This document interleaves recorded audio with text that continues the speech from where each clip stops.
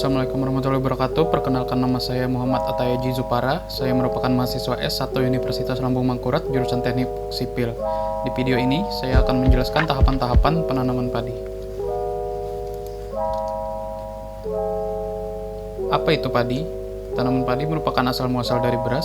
Beras merupakan kebutuhan utama masyarakat Indonesia untuk mencukupi kebutuhan karbohidrat. Begitu bergantungnya masyarakat akan kebutuhan beras atau nasi, menyebabkan beras atau nasi menjadi kebutuhan utama dan wajib untuk dipenuhi. Kecukupan dan keberhasilan budidaya tanaman padi menjadi penentu untuk mencukupi kebutuhan.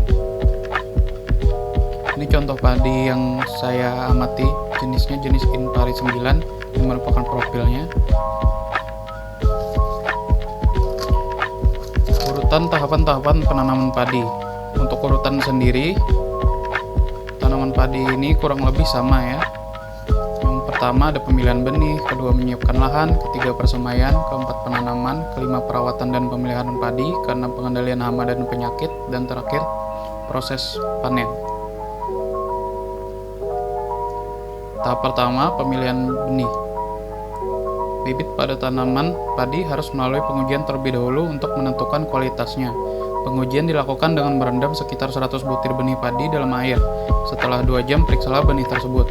Pemeriksaan benih dilakukan dengan mengidentifikasi perubahan pada benih. Jika terdapat lebih dari 90 butir benih atau lebih dari 90% benih mengeluarkan kecambah, maka artinya benih tersebut berkualitas unggul dan bermutu tinggi. Tahap kedua, menyiapkan lahan. Menyiapkan lahan adalah salah satu komponen terpenting dalam cara menanam padi yang baik. Sediakan lahan kosong yang subur yang sudah dibersihkan dari lumpur liar dan gulma yang mengganggu. Untuk meningkatkan kesuburan tanah ketika ditanami, tanah dialiri air hingga gembur dan lunak, kemudian bajak menggunakan traktor. Lalu genangi air kembali setinggi 5-10 cm dan biarkan air menggenang dalam media tanam selama 2 minggu supaya racun-racun dapat dinetralisir oleh air. Tahap ketiga, persemaian. Persemaian dilakukan setelah menentukan bibit yang unggul. Bibit unggul tersebut kemudian akan disemai di wadah persemaian. Wadah persemaian terlebih dahulu harus disiapkan. Penyemaian ini sendiri memerlukan waktu kurang lebih 2-3 minggu yang berguna untuk mempersiapkan tanaman untuk bisa ditanam di lapangan atau sawah. Jadi padi yang berkecambah tadi disemai terlebih dahulu agar nanti tumbuh dengan baik. Ini adalah gambar contoh tempat persemaiannya.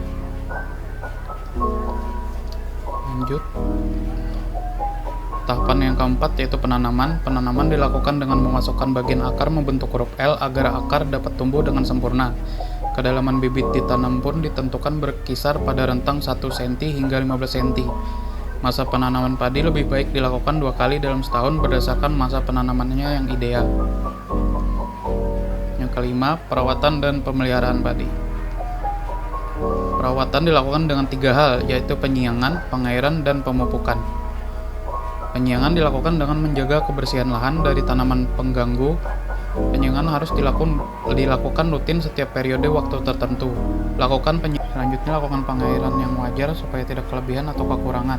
Tanah yang digunakan secara terus-menerus untuk budidaya tentu lambat laun akan kekurangan unsur hara. Maka dilakukan pemupukan setelah 7-15 hari.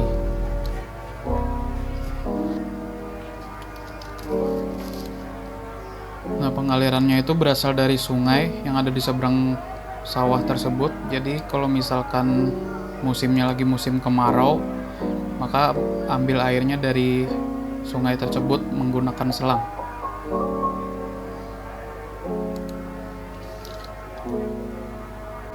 Yang keenam, pengendalian hama dan penyakit. Hama dalam sawah biasanya meliputi walang sangit, belalang wereng, dan tikus. Untuk mengendalikan hama bisa digunakan pestisida, tapi lebih baik jangan jika masih ada predator alami bagi hama tersebut. Jika predator alami dari hama tersebut mulai mengganggu, maka mau tidak mau harus dimusnahkan dan usahakan pada pestisida organik. Kenapa jadi pestisida organik? Pestisida yang tidak organik dapat meracuni manusia atau hewan ternak melalui mulut, kulit, dan pernapasan.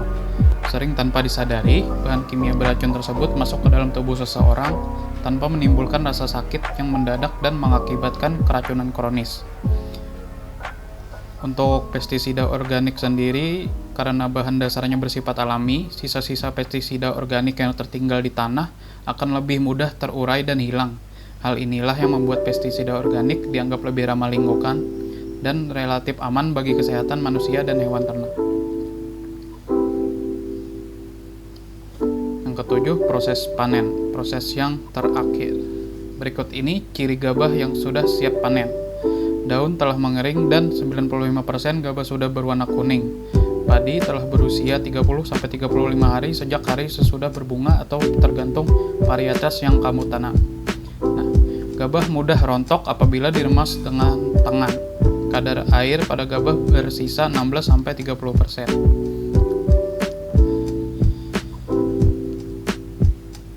Gunakan sabit gerigi untuk memanen dan letakkan hasil panen pada tikar dengan merontokkan beras dari dalam bulir-bulir padi yang ada, lalu segera diletakkan pada tempat beralas terpal dengan tujuan mengurangi atau menekan penyusutan hasil panen. Setelah itu, kamu dapat memulai perontokan bulir padi. Gunakan sabit gerigi untuk memanen dan letakkan hasil panen pada tikar dengan merontokkan beras dari dalam bulir-bulir padi yang ada. Selepas itu, bulir-bulir gabah dijemur selama 2-3 hari agar kadar air semakin berkurang atau mencapai 14% saja. Setelah proses pengeringan selesai, gabah dapat disimpan di tempat yang bersih dan kering. Ini contoh video untuk merontokkan padi tadi ya.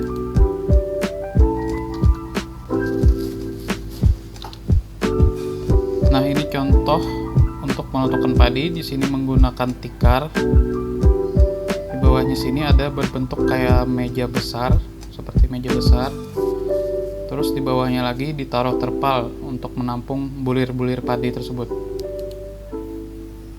Nah, jadi caranya dengan diinjak-injak seperti ini ya.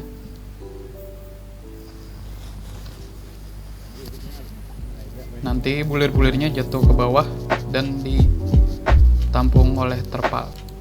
Nah, itu merupakan gabah yang sudah dipisahkan dari butir-butir padi, dan di bawah itu butir-butir padi tadi.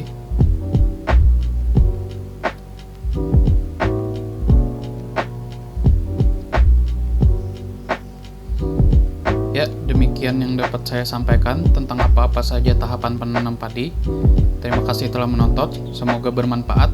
Assalamualaikum warahmatullahi wabarakatuh.